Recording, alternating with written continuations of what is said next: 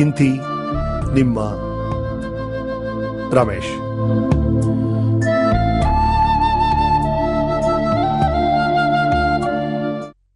ತಾಯಿ ಶಾರದೆ ಲೋಕ ಪೂಜಿತೆ ಜ್ಞಾನದಾತೆ ನಮೋಸ್ತುತೆ.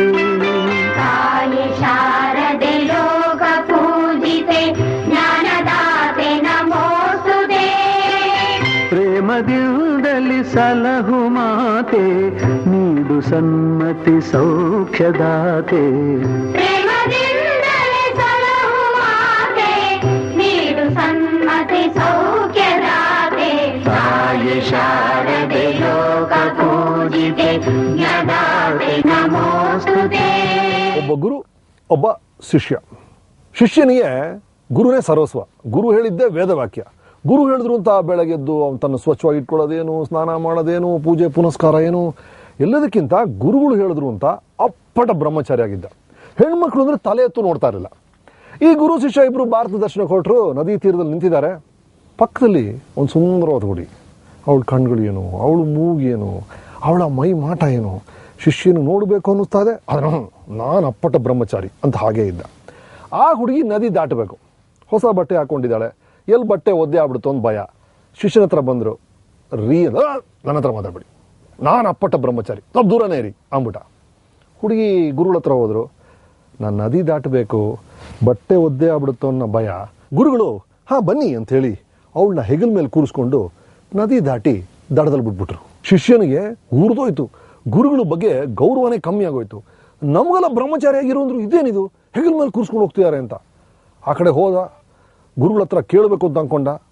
ಹೆದರಿಕೆ ಆಯಿತು. ಸುಮ್ಮನಿದ್ದ. ಒಂದಿನ ಕಳೀತು, 2 ದಿನ ಕಳೀತು. ಮಲಗಿದ್ರೆ ಕಣ್ಣು ಮುಚ್ಚಿದ್ರೆ ಬರೀ ಗುರುಗಳು ಕಾಣ್ತಾರೆ. ಗುರುಗಳು ಹೆಗಲ ಮೇಲೆ ಆ ಸುಂದರಿಯ ಮೂಗು, ಅವಳ ಕಣ್ಣುಗಳು. ಇವನು ತಡ್ಕೊಳಕ್ಕಾಗಿಲ್ಲ. 1 ವಾರ ಆದಮೇಲೆ ಗುರುಗಳ ಹತ್ರ ಹೋಗಿ, ಗುರುಗಳೇ ನೀವು ಮಾಡಿ ಸರಿ ಇಲ್ಲ ಅಂದರು. ಅಲ್ಲ ರಾಜ, ಆ ಘಟನೆ ನೋಡೋದು 1 ವಾರ ಆಯಿತು. ನಾನು ಆ ಭಾರನ ಬರೀ ಹೆಗಲ ಮೇಲೆ ಹೊತ್ತಿದ್ದೆ, ಅವತ್ತೇ ಇಳಿಸ್ಬಿಟ್ಟೆ. ನೀನು ತಲೆಯೆಲ್ಲ ಭಾರ ಹೊತ್ಕೊಂಡು ಓಡಾಡ್ತಿದ್ಯಲ್ಲೋ. ಏನು ನೋಡ್ತೀವಿ ಅನ್ನೋದು ಮುಖ್ಯ ಅಲ್ಲ, ಹೇಗೆ ನೋಡ್ತೀವಿ ಅನ್ನೋದು ಮುಖ್ಯ. ನೀನು ಬರೀ ಅವಳನ್ನ ಹೆಣ್ಣಾಗಿ ನೋಡ್ತಿದ್ಯಾ, ನಾನು ಸಹಾಯ ಕೇಳೋ ಜೀವಾಗಿ ನೋಡಿದೆ. ಅದೇ ನಿನಗೂ ನನಗೂ ವ್ಯತ್ಯಾಸ ಅಂದ್ರಂತೆ.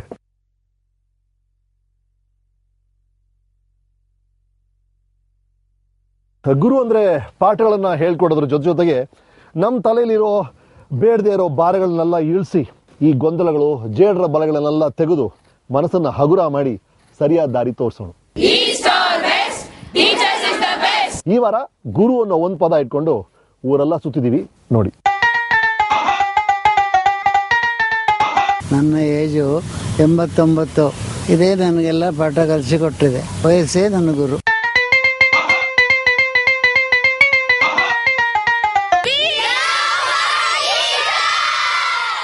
ಪ್ರೈಮರಿ ಸ್ಕೂಲ್ ವಿಷಯಗಳು, ಘಟನೆಗಳು ಮರೆಯಕ್ಕಾಗಲ್ಲ ಅನ್ಸುತ್ತೆ. ನನ್ ಟೀಚರ್ ಅಂದ್ರೆ ಯಾಕೆ ಇಷ್ಟ ಅಂದ್ರೆ ಅವ್ರೇನಾದ್ರೂ ತಿಂಡಿ ತಂದ್ರೆ ನಮ್ಗೇನು ಹಂಚ್ಬಿಟ್ಟು ತಿಂತಾರೆ. ನಮ್ ಮಿಸ್ ಪ್ರೀತಿಯಿಂದ ನನ್ಗೆ ಹೇಳ್ಕೊಡ್ತಾರೆ, ಹೊಡೆದಿ ಹೇಳ್ಕೊಡ್ತಾರೆ. ಟೀಚರ್ ಯಾಕಂದ್ರೆ ಇಷ್ಟ, ಅವ್ರನ್ನ ಟೂರ್ಗೆಲ್ಲ ಕರ್ಕೊಂಡು ಹೋಗ್ತಾರೆ, ಕಬ್ಬಾನ್ ಪಾರ್ಕ್ ಅದೆಲ್ಲ ಕರ್ಕೊಂಡು ಹೋಗ್ತಾರೆ. ಸಮಾಜದಲ್ಲಿ ತುಂಬಾ ರಾಜ್ಯಗಳ ಬಗ್ಗೆ, ಸ್ವಾತಂತ್ರ್ಯ ಬಗ್ಗೆ ಹೇಳ್ಕೊಡ್ತಾರೆ. ಪ್ರೈಮರಿ ಸ್ಕೂಲ್ ಘಟನೆಗಳು ಮರೆಯಕ್ಕಾಗೋದಿಲ್ಲ. ಈ ಹುಡುಗಿ ಹೆಸರು ಆರತಿ ಅಂತ. ನಾನು ಇವಳ ಕ್ಲಾಸ್ ಟೀಚರ್. 5ನೇ ತರಗತಿಯಲ್ಲಿ ಓದ್ತಾ ಇದ್ದಾಳೆ. ಇವಳು ಓದಿರೋದು ಬಿಹಾರಿನಲ್ಲಿ, ಅಂದರೆ ಅವಳು ಹಿಂದಿ ಓದಿರೋದು. ಅವಳಿಗೆ ಅಲ್ಲಿ ಆರ್ಥಿಕವಾಗಿ ಬಹಳ ತೊಂದರೆ. ಅದು ಈ ಮಗುಗೆ ಓದ್ಬೇಕಂತ ತುಂಬಾ ಆಸೆ. ಅಲ್ಲಿ ಹಿಂದಿ ಓದಿದಾಳೆ. ಇಲ್ಲಿ ಕರ್ನಾಟಕದಲ್ಲಿ ಬಂದ್ಬಿಟ್ಟು ಅವಳಿಗೆ ಕನ್ನಡ ಓದ್ಬೇಕಂತ ಆಸೆ ಆಗಿ ಅವ್ರ ಅತ್ತೆ ಮನೇಲಿ ವಾಸ ಮಾಡ್ತಾಳೆ. ಇವಳು ಮನೆ ಕೆಲ್ಸಕ್ಕೆ ಸೇರಿ ಬೆಳಿಗ್ಗೆ 6 ಗಂಟೆಗೆ ಎದ್ದು 5 ಮನೆ ಕೆಲಸ ಮಾಡಿ, ಆದ್ರೆ ಪ್ರತಿದಿನ ಕರೆಕ್ಟಾಗಿ 8:15 ಶಾಲೆಗೆ ಬಂದ್ಬಿಡ್ತಾಳೆ. ಇವಳು ದುಡಿತಾಳೆ. ಆದ್ರೂ ನಮ್ಗೊಂದ್ಸಲ ಬೇಜಾರು ಅನ್ಸುತ್ತೆ, ಈ ಮಗು ಶಾಲೆಗೆ ಹೋಗ್ಬಿಟ್ಟು ಹೆಂಗೆ ಮಾಡುತ್ತೆ, ಕೆಲ್ಸಕ್ಕೆ ಹೋಗುತ್ತೆ. ನಾನು ಸ್ಕೂಲಲ್ಲಿ ಓದ್ತಿದ್ದಾಗ 6ನೇ ಕ್ಲಾಸು ನಮ್ಮ ಕೈಲೆಲ್ಲ ಒಂದು ನಾಟಕ ಮಾಡಿಸಿದ್ರು. ರಾಮಕೃಷ್ಣ ಅಂತ ಟೀಚರು. ನಾಟಕ ಅದೇನೋ ಒಂದು ಕಾಮಿಡಿ ಡ್ರಾಮಾ. ಅದ್ರ ನಂದು ಉಡುಪಿ ಭಟ್ಟನ ಪಾತ್ರ, ಒಂದು ಅಡಿಗೆ ಭಟ್ಟ. ನಾನು ನಾಟಕದ ಮುಕ್ಕಾಲು ಭಾಗ ನಾನು ಬರ್ತೀನಿ, ಕೊನೆ ಭಾಗದಲ್ಲಿ ನಾನು ಇಲ್ವೇ ಇಲ್ಲ. ಮುಕ್ಕಾಲು ಭಾಗ ಮುಗೀತು, ನನ್ನ ಪಾತ್ರ ಮುಗಿದೋಗಿದೆ, ಡೈಲಾಗ್ ಮುಗಿದೋಗಿದೆ, ಜನ ಚಪ್ಪಳಿ ತಡ ನನಗೆ, ನಾನು ಬಂದಾಯ್ತು. ನಂತರ ನಾಯಕಿ ಅದನ್ನ ಮುಂದುವರ್ಸ್ಕೊಂಡು ಹೋಗ್ಬೇಕು. ಆ ಹುಡುಗಿ ಅದೇನೋ ಭಯ ಪಟ್ಬಿಟ್ಲು, ಸ್ಟೇಜ್ ಫಿಯರ್. ಸರ್ ನಾನು ಹೋಗಲ್ಲ ಸರ್, ನನ್ನಿಂದ ಆಗಲ್ಲ ಸರ್ ಅಂದ್ಬಿಟ್ಲು. ಈ ಮೇಷ್ಟ್ರು ಜನ ಕಾಯ್ತಿರ್ಕಣೋ, ಹೋಗೋ ನಮ್ಮನ್ನ ಕಾಪಾಡೋ ಅಂದ್ಬಿಟ್ಟು ತಲೆ ಕೂತು ಹಿಡಿದು ಸ್ಟೇಜ್ ಮೇಲೆ ದಬ್ಬುತ್ತಾರೆ. ಸರ್ ನನ್ನ ಡೈಲಾಗ್ ಮುಗಿದೋಗಿದೆ ಸರ್, ನಾನು ಯಾಕೆ ಸರ್ ಹೋಗ್ಲಿದ್ದೆ, ನಿನ್ನಿಂದ ಆಗುತ್ತೆ ಹೋಗು. ಏನಾರು ಮಾಡು, ನಾಟಕ ಮುಗಿಸು ಅಂತ ಹೇಳ್ಬಿಟ್ರು. ನಾನು ಸ್ಟೇಜ್ ಮೇಲೆ ಹೋಗ್ತೀನಿ, ನನ್ನ ಡೈಲಾಗ್ ಎಲ್ಲ ಮುಗಿದಿದೆ.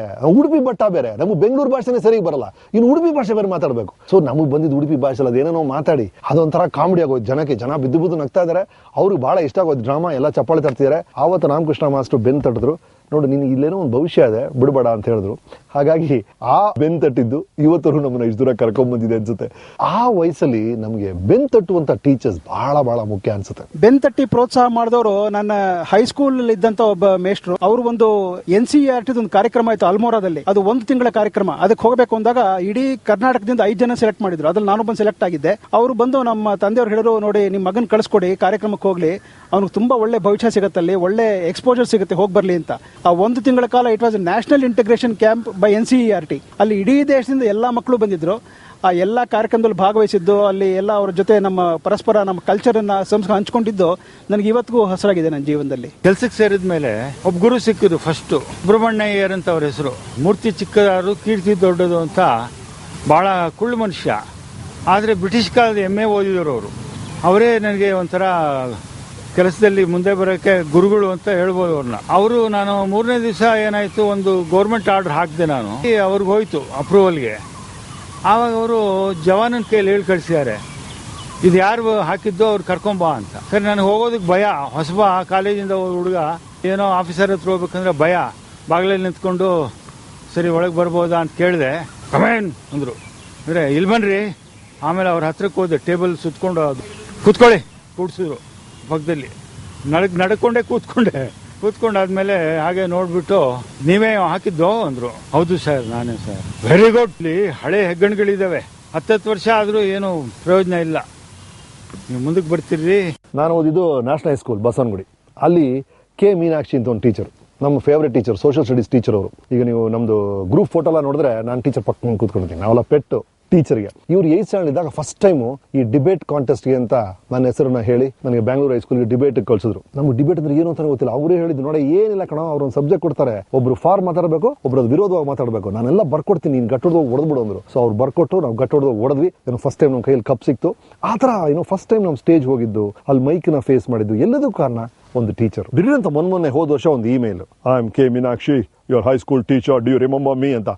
ಎಸ್ ಮೇಡಮ್, ಹೇಗಿದ್ದೀರಾ madam, thank you so much madam ಅಂದೆ. ಏನಿಲ್ಲ, ಈಗ ನಮ್ಮ ಹುಡುಗನು ನಿಂತರಣ ಆಗ್ತಾ ಇದ್ದಾನೆ, ಒಂದು ಬುಕ್ ಬರ್ದಿಯಾನಿ, ನಾನು ರಿಲೀಸ್ ಮಾಡಬೇಕು ಅಂದ್ರು. 30 ವರ್ಷಗಳ ನಂತರ ನನಗೆ ಕಲ್ಸ್ಕೊಡಿದ ಟೀಚರ್ ಅವ್ರ ಹುಡುಗನ ಬುಕ್ ರಿಲೀಸ್ ಮಾಡಿದ್ದು. ಎಲ್ಲೋ ಒಂದ್ ಕಡೆ ನಮ್ಗೆ ಕಲ್ಸ್ಕೊಟ್ಟಂತ ಈ ಮೇಷ್ಗಳನ್ನ ಹೆಂಗ್ ಋಣ ತೀರ್ಸೋದು ನಾವು ಯೋಚನೆ ಮಾಡ್ತಿದ್ದಾಗ ಈ ತರ ಸಣ್ಣ ಸಣ್ಣ ಅವಕಾಶಗಳು ಜೀವನ ಕೊಡ್ತಾ ಇರುತ್ತೆ. ಇದೇ ತರ ಮಿಕ್ಕೂರ್ ಟೀಚರ್ ಕಥೆಗಳು ಕೇಳೋಣ. ನನ್ನ ಪ್ರಕಾರ ಗುರು ಅಂದ್ರೆ ನನ್ನ ತಾತಾಜಿ ಅವರು. ನಾನು ಸ್ಕೂಲಿಂಗ್ ಶುರು ಮಾಡಿದ್ದು ICSE ಸಿಲೆಬಸ್ ಅಲ್ಲಿ. 1ನೇ ಕ್ಲಾಸ್ ವರೆಗೂ ತುಂಬಾ ಚೆನ್ನಾಗಿ ಓದ್ತಿದ್ದೆ. 3ನೇ ಕ್ಲಾಸ್ಗೆ ಬಂದಾಗ ಜಾಂಡಿಸ್ ಬಂದಿತ್ತು ನನಗೆ. ಜಾಂಡಿಸ್ ಬಂದಿದ್ ಕೂಡಲೇ ಫೈನಲ್ ಎಕ್ಸಾಮಿನೇಷನ್ ಟೈಮು ಓದ್ಲಿಕ್ಕೆ ಆಗ್ಲಿಲ್ಲ. ಫಸ್ಟ್ ಟೈಮ್ ಜೀವನದಲ್ಲಿ ಫೇಲ್ ಅನ್ನೋದು 3ನೇ ಕ್ಲಾಸಲ್ಲಿ ಫೇಲ್ ಆಗಿದ್ದು. ಫೇಲ್ ಆಗಿದ ತಕ್ಷಣ ಸ್ಕೂಲ್ ಅವ್ರು ಏನ್ ಮಾಡಿದ್ರು, ಈ ಹುಡುಗನ್ಗೆ ಎಕ್ಸ್ಟ್ರಾ ಕರಿಕ್ಯುಲರ್ ಆಕ್ಟಿವಿಟೀಸ್ ಏನು ಬೇಡ, ಇವನ್ ಬರೀ ಓದುವಂತದ್ದು ಮಾತ್ರ ಮಾಡ್ಲಿ ಅಂತ ಹೇಳಿ ನನ್ನ ಒಂದು ರೂಮ್ ಅಲ್ಲಿ ಕೂಡ ಹಾಕೋ ತರ ಬೆಳೆಸಿದ್ರು. ಅಂದ್ರೆ ರೆಮಿಡಿಯಲ್ ಕ್ಲಾಸಸ್, ಸ್ಕೂಲ್ ಆಗಿದ್ಮೇಲೆ 2 ಅವರ್ ಎಕ್ಸ್ಟ್ರಾ ಕ್ಲಾಸಸ್, ಇಡೀ ಸ್ಕೂಲು ಇಡೀ ಕ್ಲಾಸ್ಮೇಟ್ಸ್ ಎಲ್ಲರೂ ಪಿಕ್ನಿಕ್ ಹೋದಾಗ ನಮ್ಮ ಹತ್ರ ಲೈಬ್ರರಿಯಲ್ಲಿ ಕೂಡಿಸ್ಬಿಟ್ಟು, ನೀವು ಪಿಕ್ನಿಕ್ ಹೋಗಂಗಿಲ್ಲ, ನೀವು ಓದಬೇಕು, ನೀವು ಓದೋದ್ರ ಬಗ್ಗೆ ಇನ್ನೂ ಜಾಸ್ತಿ ಫೋಕಸ್ ಮಾಡಬೇಕು ಅಂತ ಹೇಳಿ ನಮ್ಮ ಕ್ಲಾಸ್ಮೇಟ್ಸು, ಫ್ರೆಂಡ್ಸು ಎಲ್ಲರನ್ನೂ ದೂರ ಮಾಡಿದ್ರು ಸ್ಕೂಲ್ ಅವರು. ನನಗೆ ಯಾಕೆ ಹೋಗ್ಬೇಕು ಸ್ಕೂಲ್ ಅನ್ನೋದೇ ನಂಗೆ ಆಗ್ತಿರ್ಲಿಲ್ಲ. ಸೊ ಆಗ ನಾನು 5th ಇಂದ ಇಮಿಡಿಯೇಟ್ ಆಗಿ 6th ಒಂದು ಸ್ಟೇಟ್ ಬೋರ್ಡ್ ಸ್ಕೂಲ್ಗೆ ಸೇರಿಸಿದ್ರು. ನಾನು ಸ್ಟೇಟ್ ಬೋರ್ಡ್ಗೆ ಬಂದಿದ್ದ ಕೂಡಲೇ ನಾನು ಬಂದು ಹೇಳ್ತಿದ್ದೆ ಸ್ಕೂಲ್ಗೆ, ನನಗೆ ಆ ಸ್ಕೂಲ್ ಇಷ್ಟ ಆಗಲಿಲ್ಲ. ಎಲ್ಲ ಹುಡುಗರು ಒಂಥರ ಕನ್ನಡದಲ್ಲಿ ಮಾತಾಡ್ತಾರೆ, ನನಗೆ ಅರ್ಥ ಆಗ್ತಿಲ್ಲ ಭಾಷೆ. ನಾನು 5th ಅಲ್ಲಿದ್ದಾಗ ಮ್ಯಾಗಿ ನೂಡಲ್ಸು ಹತ್ತಿರದೆಲ್ಲ ಲಂಚ್ ಕಟ್ಕೊಂಡು ಹೋಗ್ತಿದ್ದೆ. ಇಲ್ಲಿ ನಮ್ಮ ಹುಡುಗರು ಲಂಚ್ ತರ್ತಾ ಇದ್ದಿದೆ, ಇಡ್ಲಿ ವಡಾ ದೋಸೆ ಅಂತೆಲ್ಲ ತರ್ತಿರೋರು. ನನಗೆ ಸೆಟ್ ಆಗ್ತಿರಲಿಲ್ಲ. ನಾನು ಅಲ್ಲಿ ಪೂರ್ತಿ ವೆಸ್ಟರ್ನ್ ಕಲ್ಚರ್ ಇಂದ ಸಡನ್ ಸೌತ್ ಇಂಡಿಯನ್ ಕಲ್ಚರ್ಗೆ ಶಿಫ್ಟ್ ಆಗಬೇಕಾಯ್ತು. ಆಗ ನಮ್ಮ ತಾತವ್ರು ಹೇಳ್ತಿದ್ರು, ಇದು ನೀನು ತಿನ್ಬೇಕಾಗಿರೋದು, ಇನ್ನೀನು ಹಂಚ್ಕೊಂಡು ನಿಮ್ಮ ಹುಡುಗರ ಜೊತೆಗೆ. ನಾನು ಲಂಚ್ ಬಾಕ್ಸ್ ಶೇರ್ ಮಾಡ್ತಾರೆ ಹುಡುಗರ ಹತ್ರ. ಆ ರೀತಿ ಒಂದು ಬಾಂಡೇಜ್ ಬೆಳೆಸಿದ್ರು. ನನ್ನ ತಾತಾಜಿ ನನ್ನ ಡಿಸ್ಕರೇಜ್ ಮಾಡಿಲ್ಲ, ನನ್ನ ಕಷ್ಟ ಅರ್ಥ ಮಾಡ್ಕೊಂಡ್ರು. ನಾನು ಅದನ್ನ ಹೆಂಗ್ ಆ ಕಷ್ಟವನ್ನ ಹೋಗಿಸ್ಬೋದು, ಹೆಂಗ್ ಅದನ್ನ ದಾಟ್ಬೋದು ಅನ್ನೋ ಯೋಚನೆ ಮಾಡಿ ನಂಗೆ ಒಂದು ಮಾರ್ಗದರ್ಶನವಾಗಿದ್ರು. ಒಂದ್ ವೇಳೆ ಅವರು ಆಯ್ತು ನಮ್ಮ ಹುಡುಗನಿಗೆ ಸ್ಕೂಲ್ ಸೆಟ್ ಆಗಿಲ್ಲ ಅಂತ ಹೇಳಿ ಇಮಿಡಿಯೇಟ್ ಸ್ಕೂಲ್ ಶಿಫ್ಟ್ ಮಾಡಿದ್ರೆ, ಬಹುಶಃ ನಾನು ಇವತ್ತು ಏನೋ ಒಂದು ಡೆಸಿಗ್ನೇಷನ್ ಅಡ್ಮಿನಿಸ್ಟ್ರೇಟಿವ್ ಆಫೀಸರ್ ಆಗಿ ಸುಮಾರು ಕಾರ್ಯಕ್ರಮಗಳು ಕೆಲಸಗಳೆಲ್ಲ ಮಾಡ್ತಿದ್ದೀನಿ. ನ್ಯಾಷನಲ್ ಅವಾರ್ಡ್ಸ್ ತಗೊಂಡಿದ್ದೀನಿ, ಸ್ಟೇಟ್ ಅವಾರ್ಡ್ಸ್ ತಗೊಂಡಿದ್ದೀನಿ, ಸ್ಕೌಟ್ಸ್, NCC CM ಅವಾರ್ಡ್ ಎಲ್ಲ ಆಗಿದೆ. ಇದೆಲ್ಲ ಮಾಡ್ಲಿಕ್ಕೆ ಸಾಧ್ಯ ಅವತ್ತಿನ ದಿವಸ ಅವ್ರು ನನಗೆ ಕೊಟ್ಟಿದ್ದ ಸ್ಫೂರ್ತಿ. ಗುರು ಅನ್ನುವಂಥದ್ದು ಒಂದ್ ಪದದಲ್ಲಿ ತಿಳಿಸ್ಲಿಕ್ಕೆ ಆಗದಂಥದ್ದು. ನಾನು ಅವ್ರನ್ನ ಅಜ್ಜಿ ತಾತ ಅಂತ ಹೇಳಿ 2 ಪದದಲ್ಲಿ ತಿಳಿಸ್ತೀನಿ. ಸ್ಕೂಲ್ ಡೇಸ್ ಅಲ್ಲಿ ಮೇಷ್ಟ್ರು ಅಂದ್ರೆ ಒಂದು ಭಯ ಭಕ್ತಿ ಎಲ್ಲ ಇರುತ್ತೆ. ಕಾಲೇಜ್ ಡೇಸ್ ಹೋಗ್ತೀವಿ, ಸ್ವಲ್ಪ ಅದು ಕಡಿಮೆ ಆಗಿ ಸ್ವಲ್ಪ ಕ್ಯಾಶುವಲ್ ಆಗುತ್ತೆ ಸಂಬಂಧ ಅನ್ಸುತ್ತೆ. ನನ್ನ ಕಾಲೇಜಸ್ ಅಂದ್ರೆ ನಾನು ಓದಿದ್ದು ಇಂಜಿನಿಯರಿಂಗ್ ಕಾಲೇಜಲ್ಲಿ, ಮೆಕ್ಯಾನಿಕಲ್ ಇಂಜಿನಿಯರಿಂಗ್. ಸೊ ಆ ಕಾಲದಲ್ಲಿ ಈ ಟಿ ಸ್ಕ್ವೇರು ಮಿನಿ ಡ್ರಾಫ್ಟರ್ ಎಲ್ಲ ತೊಗೊಂಡೋಗ್ಬೇಕು ನಾವು. ಅಂದ್ರೆ ನಾವು ಡ್ರಾಯಿಂಗ್ ಮಾಡಬೇಕು ದೊಡ್ಡ ಶೀಟಲ್ಲಿ, ಈ ಒಂದು ಮಿಷಿನ್ ಹೇಗಿರುತ್ತೆ ಅನ್ನೋದೆಲ್ಲ ಡ್ರಾಯಿಂಗ್ ಮಾಡಬೇಕು. ಅದೆಲ್ಲ ಡ್ರಾಯಿಂಗ್ ಎಲ್ಲ ಮಾಡಿದ್ಮೇಲೆ ಆ ಡ್ರಾಯಿಂಗ್ನ ಬೇರೆ ಬೇರೆ ಪಾರ್ಟ್ಸ್ ಏನು ಅಂತ ಸೈಡಲ್ಲಿ ಬರೀಬೇಕು. ಡ್ರಾಯಿಂಗ್ನ ಅಚ್ಚುಕಟ್ಟಾಗಿ ನೀಟಾಗಿ ಮಾಡ್ಬಿಡ್ತಿದ್ವಿ. ಆದ್ರೆ ಪಕ್ಕದಲ್ಲಿ ಆ ಪಾರ್ಟ್ಸ್ ಎಲ್ಲ ಬರೀಬೇಕಲ್ಲ, ಲೆಟ್ರಿಂಗ್ ಮಾಡಬೇಕಲ್ಲ, ಅದನ್ನ ಸುಮ್ಮನೆ ಗೀಚ್ಬಿಡ್ತಿದ್ವಿ. ಆಗ ಟೀಚರ್ ಬಂದರು, ಇದೇನು ಡ್ರಾಯಿಂಗ್ ಇಷ್ಟು ನೀಟಾಗಿ ಮಾಡಿದ್ಯಾ, ಅಷ್ಟು ಕೇರ್ಲೆಸ್ ಆಗಿ ಲೆಟ್ರಿಂಗ್ ಮಾಡಿದ್ಯಲ್ಲ ಅಂದೆ. ಅದು ಬಿಡಿ ಸರ್, ಸ್ಮಾಲ್ ಥಿಂಗ್ ಅಂದೆ. ಆಗ ಅವ್ರು ಹೇಳಿದ್ರು, small things those small by themselves make big things appear bigger ಅಂತ. ಸಣ್ಣ ವಿಷಯಗಳು ಅಂತ ಏನೂ ಇಲ್ಲ, ಒಂದು ದೊಡ್ಡ ವಿಷಯದಿರೋ ಸಣ್ಣ ವಿಷಯಗಳು ಅದನ್ನ ಇನ್ನೂ ದೊಡ್ಡದಾಗಿ ಮಾಡುತ್ತೆ ಅಂತ. ಅವತ್ತಿಂದ ಇವತ್ತವರೆಗೂ ಆ ಪಾಠ ನಾನು ಮರ್ತೇ ಇಲ್ಲ. It's all about detailing. ಈಗ ಒಂದು ಫಿಲ್ಮ್ ಡೈರೆಕ್ಟ್ ಮಾಡ್ತೀನಿ ಅಂತ ಆಕ್ಟ್ ಮಾಡ್ತೀನಿ ಅಂದಾಗ ಅದ್ರಲ್ಲಿ ಸಣ್ಣ ಸಣ್ಣ ಡೀಟೇಲ್ಸ್ ಎಲ್ಲ ಚೆನ್ನಾಗಿರ್ಬೇಕು ಅಂತ ಅನ್ಸಿದ ಕಾರಣ ಆ ಟೀಚರ್ ಹೇಳಿದ್ದು. ನಮ್ಮ ಕಾಸ್ಟ್ಯೂಮ್ ಡಿಸೈನರ್ ಈ ಕಾಸ್ಟ್ಯೂಮ್ ತಂದ್ರು, ಎಲ್ಲ ಬಟನ್ಸು ಕಪ್ಪಾಗಿತ್ತು. ನಾನು ಇದೇನ್ರಿ 6 ಕಪ್ಪು ಬಟನ್ ಅತಿ ಆಯ್ತು ರೀ, ಬೇಡ ಇದನ್ನ ಸೇಮ್ ಕಲರ್ ಮಾಡ್ಬಿಡಿ ಅಂದೆ. ಅದೇನ್ ಬಿಡಿ ಸರ್ ಸ್ಮಾಲ್ ಥಿಂಗ್ ಅಂದ್ರು. ತಕ್ಷಣ ಹೇಳಿದೆ, small things those small by themselves make big things appear bigger. Details ಬಿಡಬೇಡಿ, ಹೇಳ್ಕೊಟ್ಟಿದ್ದು ನಮ್ಮ ಮೇಷ್ಟ್ರು. ಸರಿ, ಒಂದು ಸಣ್ಣ ವಿರಾಮದ ನಂತರ ಗುರುಗಳ ಬಗ್ಗೆ ಮಾತುಗಳನ್ನು ಮುಂದುವರಿಸೋಣ. A for apple, B for break, C for come back. 1980s ಅಲ್ಲಿ PT ಉಷಾ ಅವರು ಒಂದೇ ಏಷ್ಯನ್ ಗೇಮ್ ಅಲ್ಲಿ 5 ಮೆಡಲ್ ತಗೊಂಡಾಗ ಇಡೀ ನಾಡೆ, ಇಡೀ ರಾಷ್ಟ್ರವೇ ಹೆಮ್ಮೆ ಪಡ್ತು. ಅದ ನಂತರ 2014ರಲ್ಲಿ ಆ PT ಉಷಾ ರೆಕಾರ್ಡ್ ಅನ್ನ ಬ್ರೇಕ್ ಮಾಡಿದ್ದು ಶರತ್ ಗಾಯಕ್ವಾಡ್ ಅವರು. ಇಂತಿ ನಿಮ್ಮ ರಮೇಶ್.